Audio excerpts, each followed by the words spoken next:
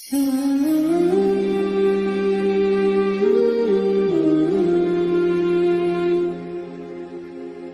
الرحمن الرحیم نحمده ونصلی ونسلم علی رسولہ الکریم اما بعد فاعوذ باللہ من الشیطان الرجیم بسم اللہ الرحمن الرحیم المنافقون والمنافقات بعضهم من بعض یأمرون بالمنکر وینہون عن المعروف ویقبضون ایدیہم نسوا اللہ فنسیہم۔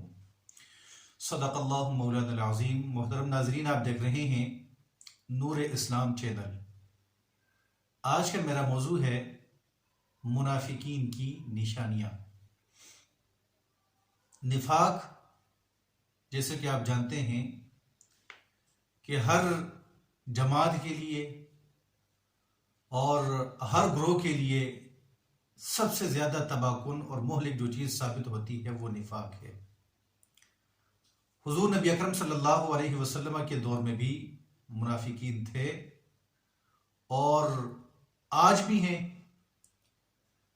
تو منافقین ان کی چند نشانیاں ہیں، اور منافقین آپ یہ بھی جانیں کہ منافقین عام کفار سے انتہائی زیادہ خطرناک ہوتے ہیں، اور ان کا عذاب بھی عام کفار کے مقابلے میں کہیں زیادہ سخت ہوتا ہے۔ اللہ تعالیٰ کا ارشاد ہے ان المنافقین فی الدرک الاسفل من النار۔ منافقین جہنم میں سب سے نچلے درجے میں، جس میں عذاب کی سختی ہوگی، وہاں ہوں گے۔ تو اب یہاں سے معلوم ہوا کہ کفار جو ہیں وہ قدرے منافقین کے مقابلے میں قدرے کم عذاب میں ہوں گے، لیکن منافقین سب سے زیادہ سخت عذاب میں ہوں گے۔ منافق کون ہوتا ہے؟ منافق کی دو قسمیں علماء بیان فرماتے ہیں، ایک ہے منافق اعتقادی اور دوسرا ہے منافق عملی۔ منافق اعتقادی وہ بدبخت کافر ہوتا ہے کہ جو زبان سے کلمہ بھی پڑھے، نمازیں بھی پڑھے، ہو سکتا ہے روزے بھی رکھیں اور زکوٰۃ بھی دیں اور سارے مسلمانوں والے کام کریں، لیکن وہ دل سے کافر ہوتا ہے۔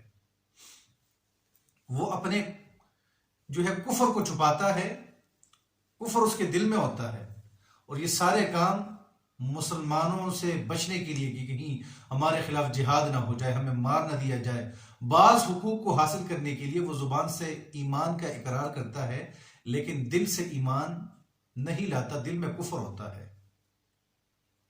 تو یہ چونکہ وہ دھوکہ دے رہا ہوتا ہے اور وہ اپنے مذموم مقاصد کو حاصل کرنا چاہتا ہے، اس لیے اللہ تعالیٰ نے اسے سخت ترین سزا سنائی ہے۔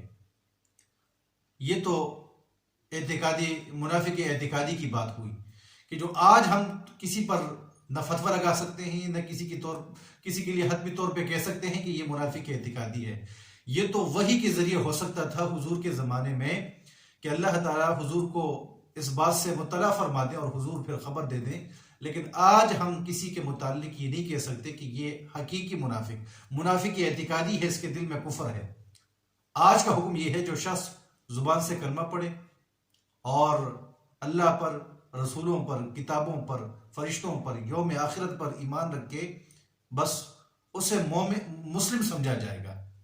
اس کے باطن کا معاملہ اللہ کے سپرد کیا جاتا ہے کہ وہ دل سے اسلام سے خوش ہے کہ نہیں، وہ اللہ کے رب ہونے پہ راضی ہے کہ نہیں، وہ اسلام کے دین ہونے پہ راضی ہے کہ نہیں، وہ حضور نبی اکرم صلی اللہ علیہ وسلم کے رسول امام ہونے پہ راضی ہے کہ نہیں۔ یہ اس کے دل کا معاملہ ہے۔ ہم میں سے ہر ایک کو دیکھنا چاہیے کہ کیا ہم دل سے اللہ سے محبت کرتے ہیں، کیا ہم دل سے اسلام کو پسند کرتے ہیں، کیا ہم دل سے حضور سے محبت کرتے ہیں، ان کی جو ہے سیرت کو اپناتے ہیں کہ نہیں۔ تو یہ دل کا معاملہ ہے۔ دل کا معاملہ آج کے دور میں اللہ پہ چھوڑ دیا جاتا ہے۔ اگر زبان سے کوئی شخص کلمہ پڑھے اور باقی سارے اعمال کرے تو اس کو مومن اور مسلم ہی سمجھا جائے گا، اس کے باطن کی طرف توجہ نہیں دی جائے گی۔ لیکن حضور کے دور میں یہ بھی ہوا کہ ان کے دل کی بات جو ہے، جو کفر چھپایا تھا، حضور نے اسے ظاہر فرما دیا، فرمایا کہ یہ منافق ہے، یہ منافق ہے، یہ منافق ہے۔ لیکن آج کے دور میں ہم نہیں کہہ سکتے۔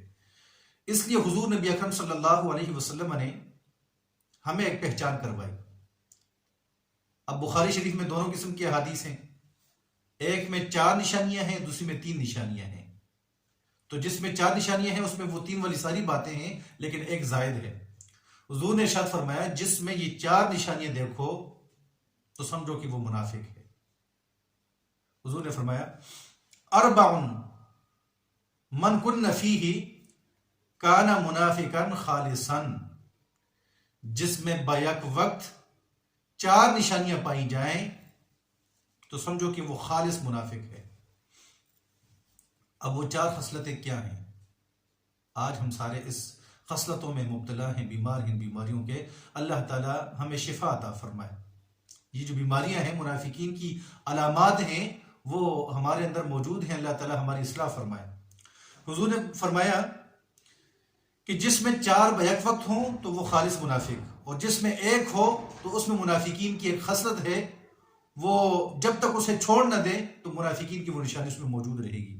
حضور نے فرمایا پہلی نشانی، منافق کی پہلی نشانی، وَإِذَا اؤْتُمِنَ خَانَ، جب بھی منافق کے پاس امانت رکھی جائے، وہ مال کی صورت میں ہو، جائیداد کی صورت میں ہو، راز کی صورت میں ہو، عہدے کی صورت میں ہو، وسیع مفہوم ہے۔ تو جس کے پاس امانت رکھ دی جائے، منافق کبھی امانت کی پاسداری نہیں کرتا، وہ ہمیشہ امانت میں خیانت کرتا ہے۔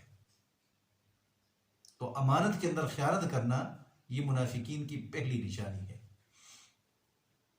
وَإِذَا حَدَّثَ كَذَبَ، جب بھی بات کرے گا جھوٹ بولے گا، بات بات پہ جھوٹ بولنا، بات بات پہ جھوٹ بولنا۔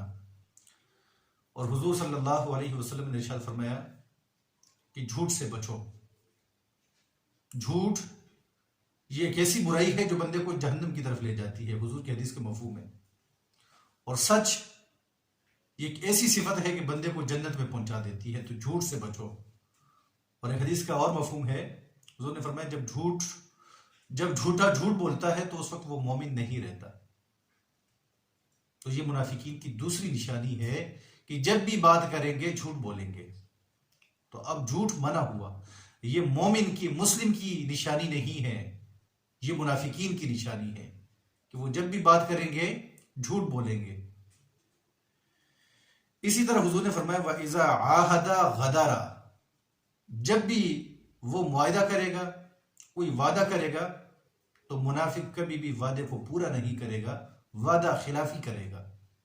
اس لیے اللہ تعالیٰ نے قرآن پاک کے اندر اہل ایمان سے ارشاد فرمایا وَأَوْفُوا بِالْعَهْدِ إِنَّ الْعَهْدَ كَانَ مَسْئُولًا، پہلے حکم ہوا جو وعدہ کرو، معاہدہ کرو تو اسے پورا کرو، حکم ہو گیا۔ اور پھر ہمیں یہ بھی متنبہ کر دیا کہ اگر کہیں وعدہ خلافی ہو گئی تو پوچھا جائے گا، ان العہد کان مسئولا، وعدے کے متعلق، معاہدے کے متعلق اگر پورا نہ کیا جائے پوچھا جائے گا، سوال کیا جائے گا کیوں پورا نہیں کیا گیا۔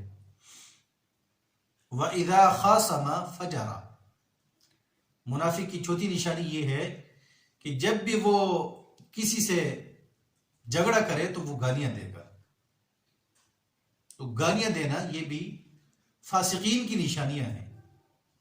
فاسق عملی اس کو کہا جاتا ہے، جس مسلمان کے جو ہے وہ زندگی میں یہ خصلتیں ہوں اس کو منافق عملی کہا جاتا ہے۔ یہ منافقین کی نشانیاں ہیں۔ قرآن نے بھی کچھ بیان فرمائی ہیں۔ قرآن کہتا ہے المنافقون والمنافقات بعضهم من بعض، منافق مرد ہوں یا منافق خواتین ہوں، یہ ایک دوسرے کے مشابہ ہیں، اور دونوں کی نشانیاں کیا ہیں؟ یأمرون بالمنکر، ہمیشہ برائیوں کا حکم دیں گے۔ منافقین برائیوں کا حکم دیتے ہیں، برائیاں کرتے بھی ہیں اور لوگوں کو بھی برائیوں پہ لگا دیتے ہیں۔ یأمرون بالمنکر وینہون عن المعروف، منافقین اچھائیوں سے لوگوں کو روکتے ہیں، اچھی چیزیں عبادات ہیں، منافقین اس سے روکتے ہیں، خود بھی روکتے ہیں، اوروں کو روکتے ہیں۔ تو یہ قرآن پاک نے نشانیاں بیان کی ہیں۔ یأمرون بالمنکر وینہون عن المعروف ویقبضون ایدیہم، اپنے ہاتھوں کو روکتے ہیں، کس سے؟ خرچ کرنے سے۔ غریبوں کی مدد کی جائے، مساکین کی مدد کی جائے، غرباء کی مدد کی جائے، بیواؤں کی مدد کی جائے، نہ خود کرتے ہیں اور نہ لوگوں کو کرنے دیتے ہیں۔ تو اللہ نے فرمایا نسوا اللہ فنسیہم، جس طرح انہوں نے اللہ کو بلایا تو اللہ تعالیٰ نے بھی انہیں بلا دیا. کس سے؟ اللہ تعالیٰ ان پہ رحم و کرم نہیں فرمائے گا، اللہ تعالیٰ نے انہیں نظر انداز کر دیا ہے. تو یہ منافقین کی نشانیاں بیان کی گئی. آج ہم میں سے اکثریت ہم ان ساری نشانیوں میں مبتلا ہیں، اور یہ منافقین کی نشانیاں ہیں، مومن کی نشانیاں ہرگز نہیں ہو سکتی. تو اگر ہمارے اندر یہ نشانیاں ہیں تو یاد رکھیے یہ منافقین کی ہے. اگر اس کو چھوڑا نہ جائے ہو سکتا ہے خاتمہ کفر پہ ہو، پھر حشر منافقین کے ساتھ ہو. تو بیان کرنے کا مقصد یہ ہے اگر ہمارے اندر یہ نشانیاں ہیں کہ اگر ہمارے پاس امانت رکھ دی جائے تو امانت میں خیانت نہ کی جائے. یہ اہل ایمان کی نشانی نہیں ہے.